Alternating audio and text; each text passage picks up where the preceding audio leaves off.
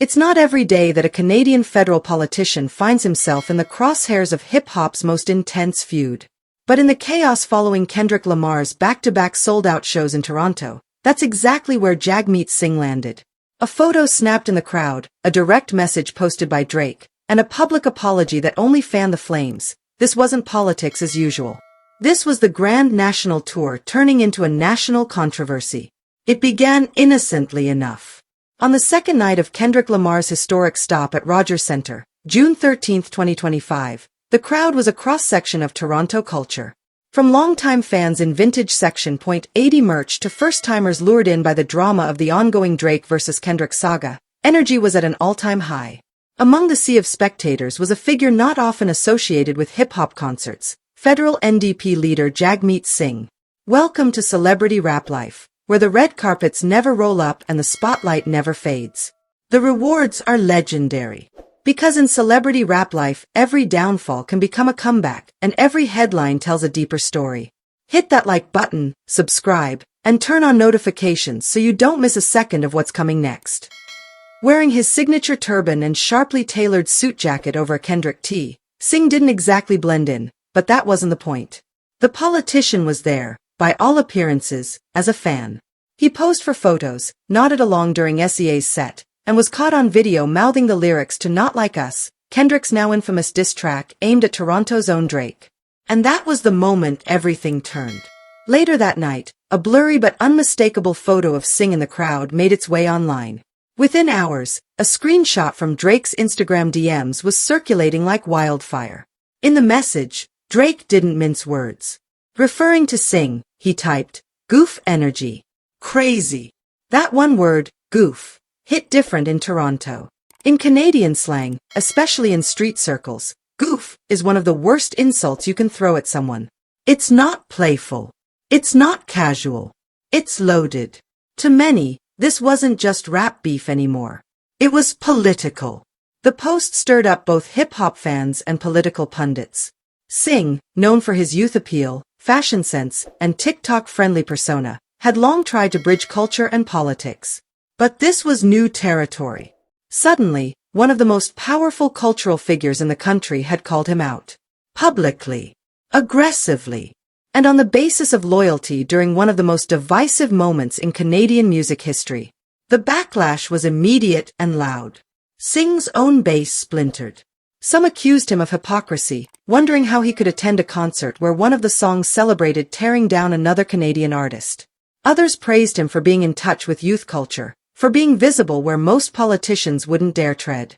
But Singh didn't stay silent for long.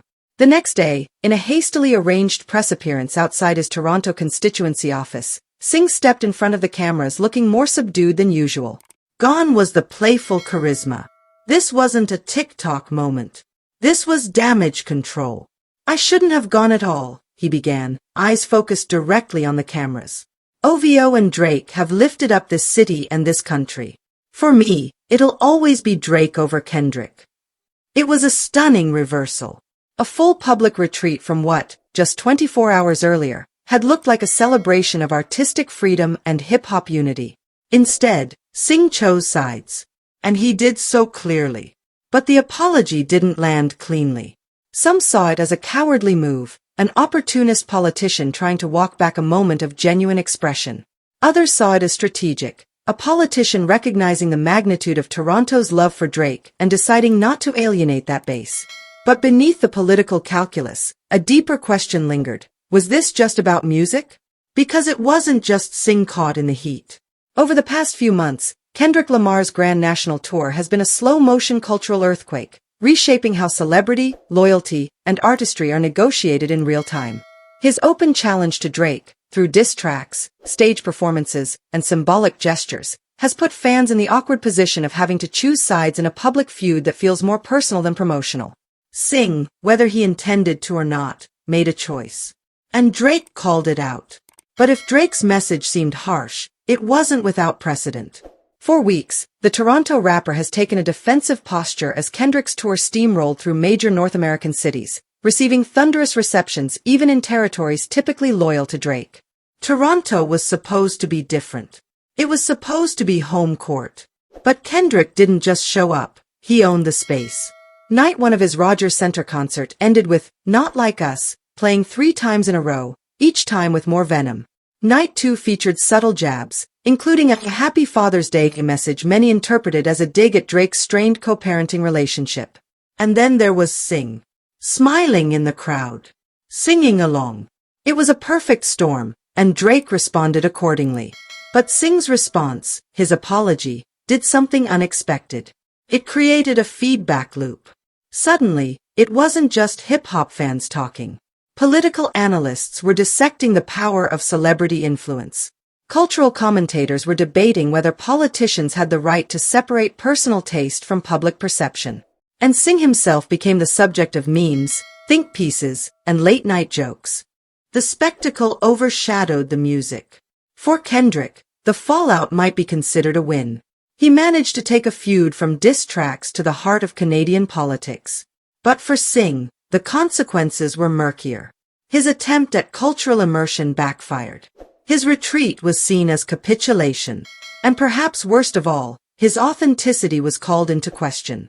Still, the incident brought to light a deeper truth. In the era of hyperconnectivity, where artists post DMs and fans hold smartphones like weapons, there's no such thing as neutral territory.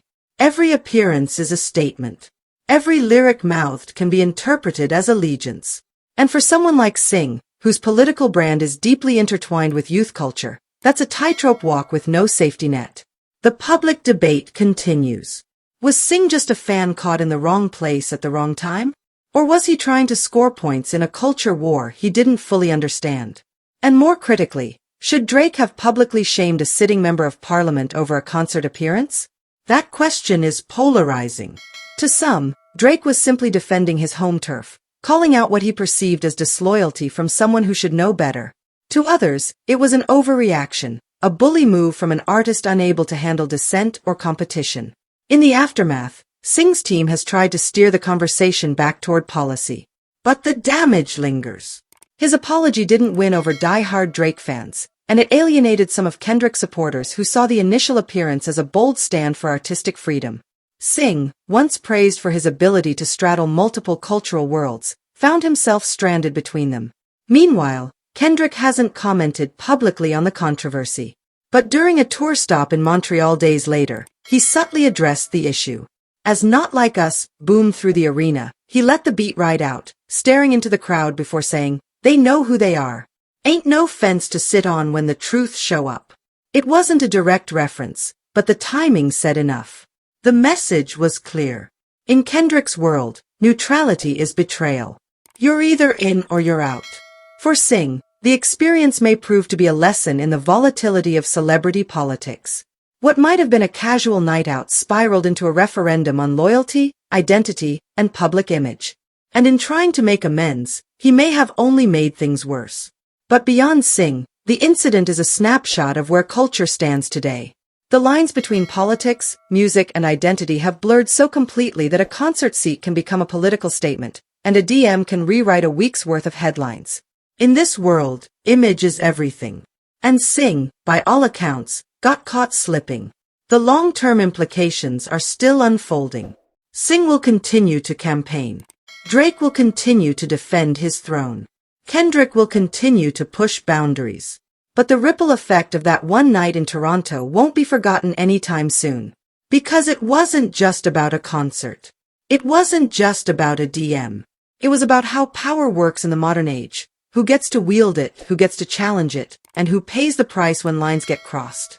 And in that regard, Jagmeet Singh may have become an unwilling pioneer, charting the treacherous territory where rap beef and real-world politics collide. This story is far from over, and the truth is still unfolding. I want to hear what you think. Drop your take in the comments. And if you don't want to miss the next twist, hit that like button, subscribe, and turn on notifications so you don't miss a second of what's coming next.